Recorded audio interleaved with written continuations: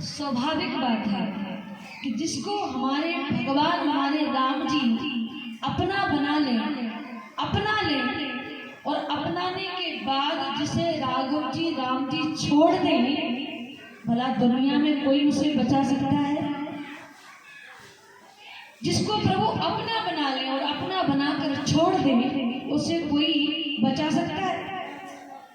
और हाँ, दुनिया जिसको छोड़ दे और भगवान जिसे अपना ले, उसे कोई डुबा नहीं सकता।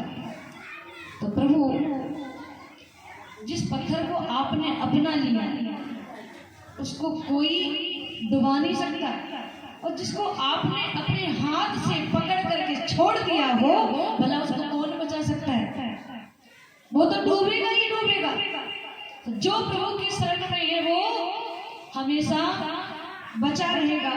और सीधी सी बात है, एक बार कबीरदास जी किसी नगर से निकल रहे थे, तो देखा कि पहले माताएं गांव में हाथ की चक्की होती है ना, हाथ की चक्की चलाने वाली, उसको चलाती थी। तो कबीरदास जी ने देखा कि जिस प्रकार चक्की चल रही है और जो भी दाना चक्की के अंदर जाता है वो पिस जाता है, आटा बन जाता है।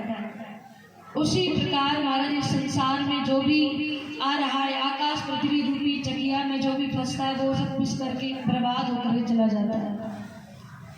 तो उन्होंने एक दोहे की रचना की, और दोहे में क्या लिखा कि चलती चकिया देख कर और दिया कबीरा रोए, दुई पाटन के बीच में सावत बचे न कोई। चलती चक्की देखकर दिया कबीरा रोए और दुई पाटन के बीच में साबुत बचे ना कोई। जो भी दाना जाता है वो पिस करके आटा बन जाता है।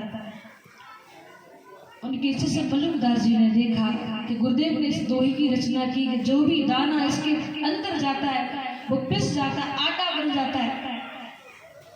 लेकिन कभी कहते हैं ना कि गुरु गुरु ही रह जाते पर चेला बहुत आगे निकल जाता है, बहुत आगे निकल जाता है। उन्होंने कहा गुरुदेव आपने अपना अनुभव लिखा, और यदि आपकी आज्ञा हो तो मैं भी अपना अनुभव लिखूं। तो बल्लभदास जी ने लिखा, बोले चलती चकिया देख कर और दिया मलूक ठिठाई। गुरुजी रोने लगे, पर उनका शिष्य जो है वो चलती चक्की को देखकर रोया नहीं, हंसने लगा। बोले चलती चक्कियां देख कर और दिया मलूक ठिठाया। और गुरुजी बोले कील सहारे जो रहे सोई सावत बच जा।